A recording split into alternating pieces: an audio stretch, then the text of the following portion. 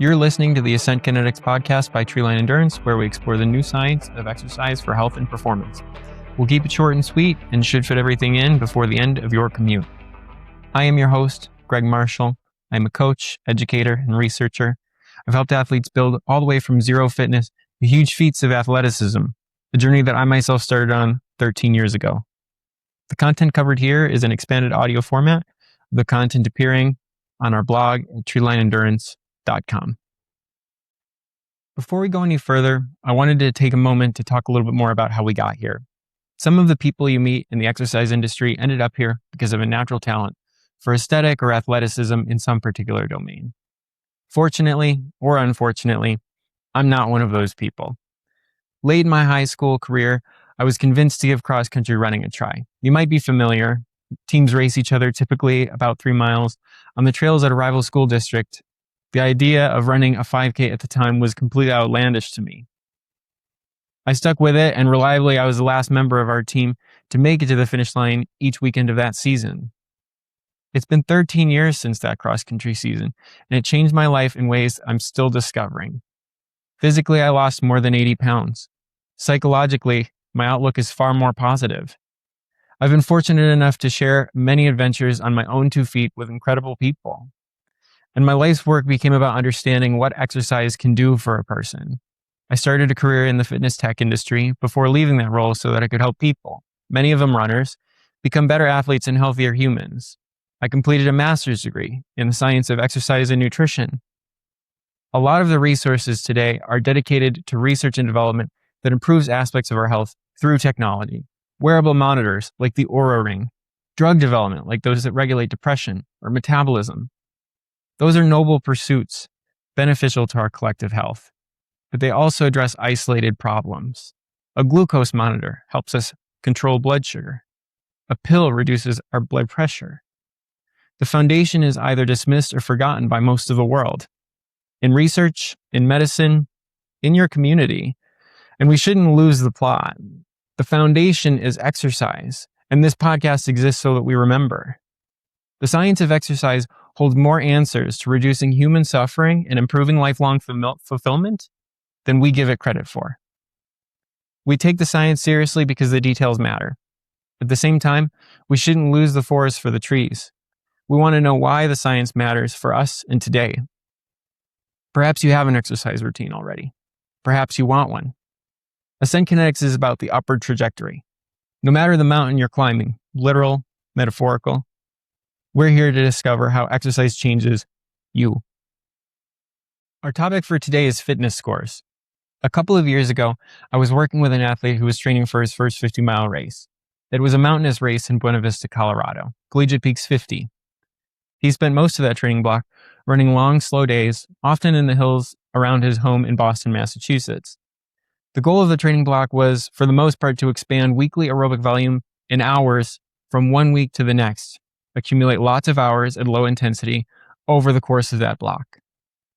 He did that really effectively, and the fitness score generated by this popular training platform, or CTL as they also call it, was carrying up and up throughout that training block, kind of moving in the nice up and to the right direction that looks like progress.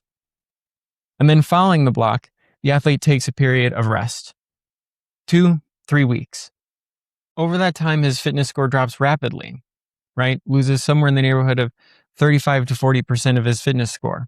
Okay, maybe he has lost some fitness. He hasn't been running for 2 or 3 weeks. And then naturally he turns his attention to, okay, well, what should I focus on next? And he chooses a road marathon with the goal of getting faster on flatter surfaces. And he begins training again on a really consistent routine, accumulating some long days, but more days with faster running workouts. Overall, doing a more repetitive movement, trying to build a little bit more turnover into the legs than we do when we're focused on just enduring for 10, 12, 15 hours like you do during a mountainous race like the one he completed prior. But during the beginning phases of the training block, what this athlete experienced was that his fitness score continued to decline as he began that marathon training. But was his fitness really declining if he's training for a marathon? Well, yes and no. It might be decreasing in terms of the fitness required to run a hilly 50-mile race, which is what the CTL had come to know as his fitness. But is it decreasing for the marathon that he's now preparing for? Probably not. Fitness scores aren't able to capture this sort of nuance, and it's one of the reasons why we should be careful exactly how much stock we take in them. They can be encouraging is sort of one of the arguments for them, but is a fitness score encouraging if you're training really consistently and that number is continuing to decline, indicating you're losing fitness day over day? There's a quote by the British statistician George Box, maybe you've heard it. All models are wrong, some are useful. It used to be that we decided for ourselves how we were feeling. I still remember the old days of my training log where I'd manually enter my mileage and a quick thought about how it went for the day. But the role seems to have reversed. If training apps and sports watches are the new training logs, then it seems a lot more like the training log is telling us what we're doing instead. There's a favorite way to do this. It's the big number in the middle of the screen whenever we open the app. It's the fitness score. It looks like it makes things easy. If the number goes up, we must be getting fitter. And if the number goes down, better get moving. Great in theory, but is that a reality? What training apps commonly package as fitness is more accurately referred to as stress. There are other questions to be asked about the reliability of their stress tracking, but that's what they aim to provide. You can look at any platform's definition or formula for how they calculate their fitness score. And what it boils down to is how hard the algorithm thinks today's workout is compared to what the algorithm believes your current capability level is. There is a problem with that. The body gets fitter from adaptation to stress, not from the stress itself. Meaning you can experience stress that is followed by lots, little, or no adaptation at all. In fact, it's one of the reasons why it's hard for older adults to maintain muscle mass like their younger selves. The same stress yields less adaptation in an aged body. But in the app, the fitness number responds the same way, whether we adapt or not. There's a problem also with detraining. According to the fitness score equations, if you run an effortful workout one day and rest the next, that fitness score is going to take a hit because of the rest day. Meanwhile, physiological timelines for adaptation vary greatly across body systems. If your body is still undergoing the chemical changes that improve fitness, then why is the fitness score telling us that the rest is incurring a decrease in fitness? Actual research on detraining tells a very different story.